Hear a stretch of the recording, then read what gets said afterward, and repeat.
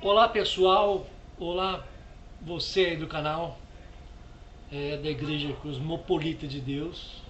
Eu me chamo Estudário e hoje eu quero trazer aqui um estudo, vou ajeitar a câmera aqui, trazer um estudo sobre o livro de Daniel capítulo 11, que está já se concretizando com os movimentos, do Xi Jinping e a união do russo Vladimir Putin, Essa fusão desses dois reinos, essa fusão dessas duas potências, biblicamente falando, já é o começo de algo, de uma conclusão de uma profecia já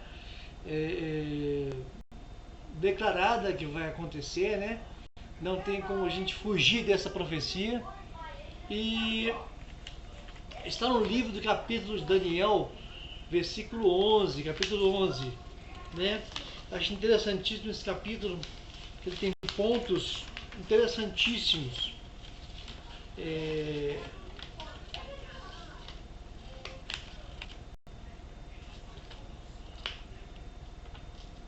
Vamos lá. Capítulo de Daniel 11, versículo 21. O rei será um homem mau. Vamos dizer mais aqui para trás, faz um pouquinho para trás. Fui mandado a fortalecer, a ajudar a Dário o medo dos reis persa, primeiro ano do seu reinado, mas agora vou mostrar-te que o futuro bem guardado, 3 outros reis persas governarão, e um quarto sucederá, aliás, a muito mais prósperos que os primeiros, usando os recursos de que dispõe, irá obter vitórias políticas e desencadeará uma guerra total contra a Grécia. Depois levantar-se um poderoso rei da Grécia, que governará um vasto reino e conseguirá tudo que tiver planejado. Contudo, no auge do seu poder, o seu reino será repartido em 4 nações mais fracas, que nem sequer serão divididas pelos seus filhos. Seu império será dividido e entregue a outros. Um deles, o rei do sul, há de conseguir aumentar bastante em força, mas em dos seus comandantes revoltar-se-á e tomará conta do poder, tornando ainda mais forte. Anos mais tarde, formar-se uma aliança entre o rei do norte e o rei do sul, e a filha dele será dada em casamento ao rei do norte, num gesto de paz, mas ela perderá sua influência sobre ele e as suas esperanças, assim como seu pai, o rei do Egito, serão frustradas. Contudo, quando o seu irmão subir ao trono como rei do sul, há onde congregar um exército contra o rei do norte e derrotá-lo.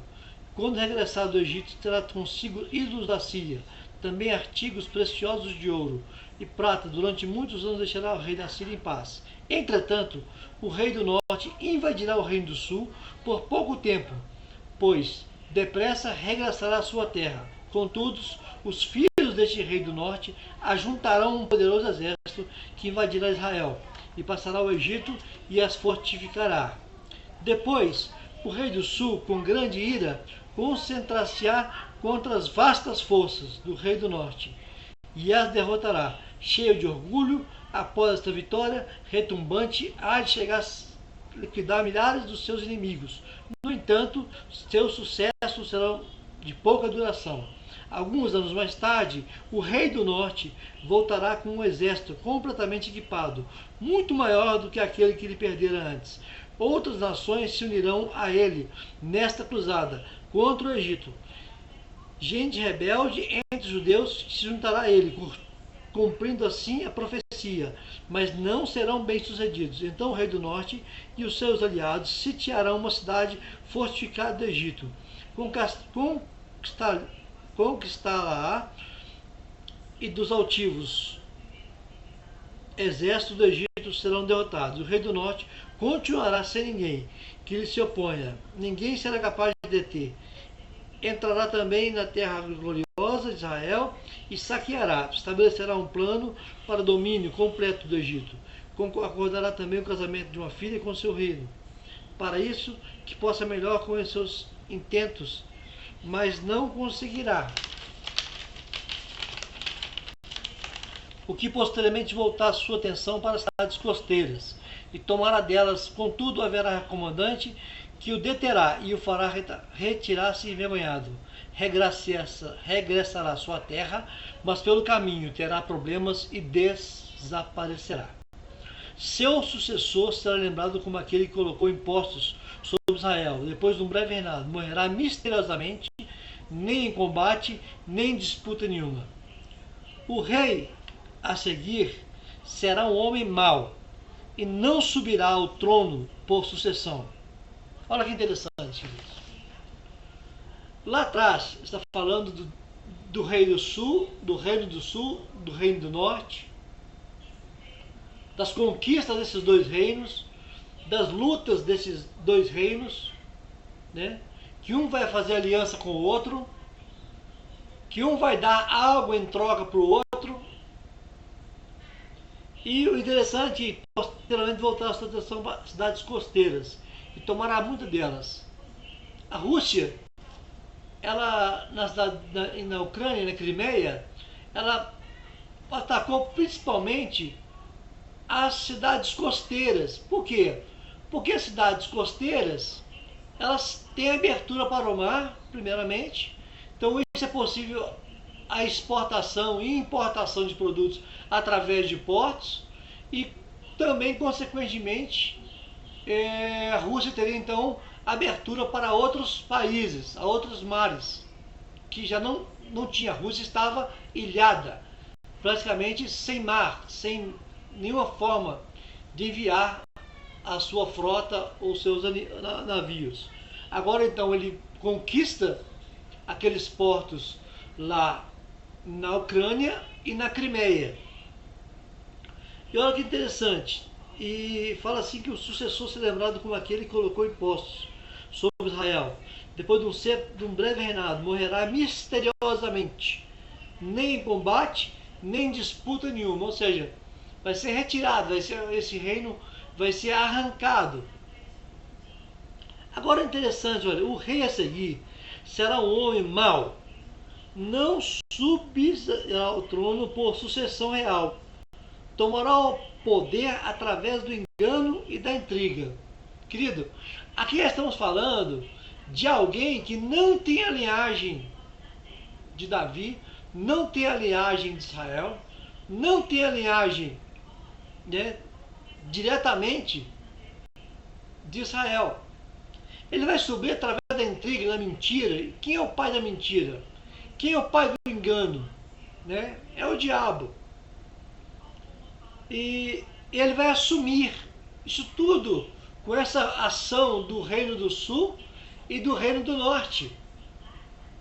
Esse reino do sul, essa briga desses dois, essa união e às vezes briga, vai dar lugar a uma sucessão real, uma sucessão no governo de Israel, que vai fazer o quê? Vai criar um líder que ele não é escolhido por sangue. Ele é escolhido por engano, pela intriga. Depois toda oposição desaparecerá diante dele, incluindo o chefe do povo da aliança. As suas promessas serão sempre falsas, desde o princípio, que a sua forma de atuar será sempre a do engano. Mais uma vez, citando a questão do engano. O pai do engano é o diabo.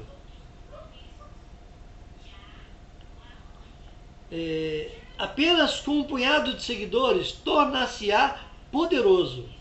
Entrará nas áreas mais prósperas da terra, sem aviso prévio, e fará aquilo que nunca tinha sido feito antes. Tomará as propriedades dos ricos e dos abastados e vai distribuí-las ao seu povo. Com grande sucesso, irá atacar e capturar grandes fortalezas através das terras que controla. Mas isso durará apenas um certo tempo. Lembra aquela passagem? 3 anos e 6 meses? Mas o interessante, querido, que esse projeto desse rei, ele está sendo implantado em todas as nações do mundo. Nós temos uma aliança de Macron, Biden. Aqui no Brasil, nós temos presidente Lula, na Argentina, o presidente da Argentina, no Equador, Venezuela, que é o que? É o socialismo, é o distribuir, trazer a igualdade entre as pessoas, a igualdade financeira, a igualdade, né? Pegar o que é dos ricos e dar para os pobres. Você tem um MST aí invadindo, e a lei agora dá direito ao MST invadir. Certo? Então é interessante que esse plano mundial, né, da chegada do anticristo, da chegada do falso Messias a Israel, começa com uma guerra, começa com uma disputa. Nós estamos aí vendo Vladimir Putin, a Ucrânia e a China. As duas agora estão fazendo uma aliança contra os Estados Unidos. Fica onde? No norte. É algo intrínseco, é uma situação intrínseca onde esses países estão sendo preparados e alinhados. Como a América do Sul está sendo alinhada junto com a Europa para um esquerdismo, para um socialismo, um comunismo, para a preparação do reinado do anticristo, querido. E como é que eles conseguem isso? Através de engano. Esse governo brasileiro, ele entrou através de engano. O governo da Venezuela, ele entrou através de engano. O Chaves morreu, não houve eleição. Simplesmente Maduro tomou posse.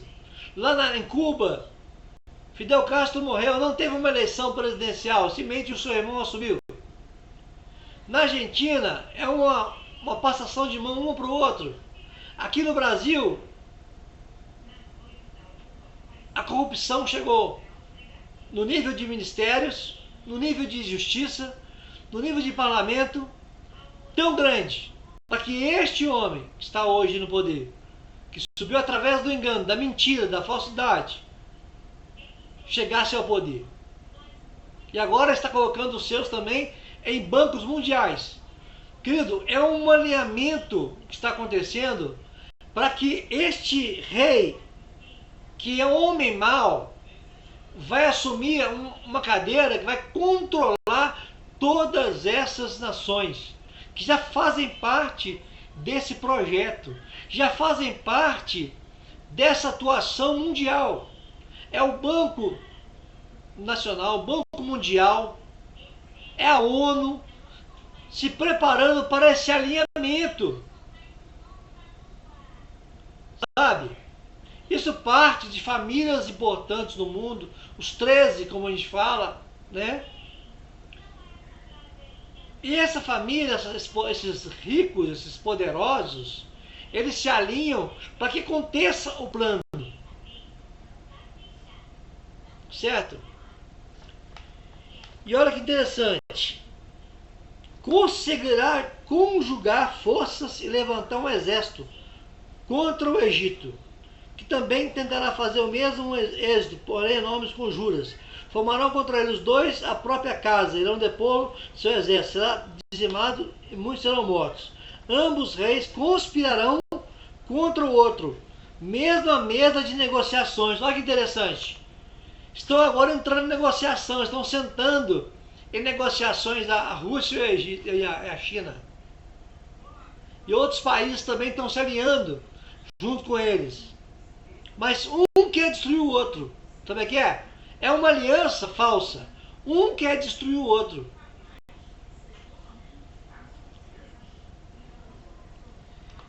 E ambos reis conspirarão um contra o outro. Nessa mesma mesa de negociações, tentará enganar-se mutuamente, mas isto pouco servirá, pois nem um nem outro serão bem-sucedidos, que chegue o tempo indicado por Deus. Então nós estamos falando da chegada do Apocalipse, a chegada do Senhor, da chegada do falso Messias, a quem Israel espera.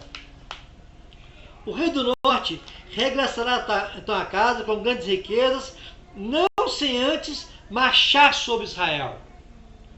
Então, haverá uma guerra contra Israel. Haverá uma guerra contra o povo judeu. E olha que interessante, olha, ele fala assim, ó, porque os navios de guerra que virão atacá-lo, isso vai aterrorizar, seguir furioso. Ele entrará a destruir a religião do povo, ele vai destruir, vai acabar com a religião. O povo da Santa Aliança. Quem é o povo da Santa Aliança? Somos nós. Quem é o povo? Aquele que guarda a aliança. É o povo de Deus. E atenderá aos que abandonaram essa aliança. Enfurecido por ter sido obrigado a fugir, vai levantar-se ferozmente a fim de profanar o santuário. Ou seja, vai profanar o santuário de Deus. Quando o templo for construído, ele vai profanar o templo. Fazendo parar os sacrifícios diários, estabelecidos a abominação que causa desolação. Ele vai sentar no trono, querido. Ele vai entrar como rei. Ele vai governar com engano, com mentira.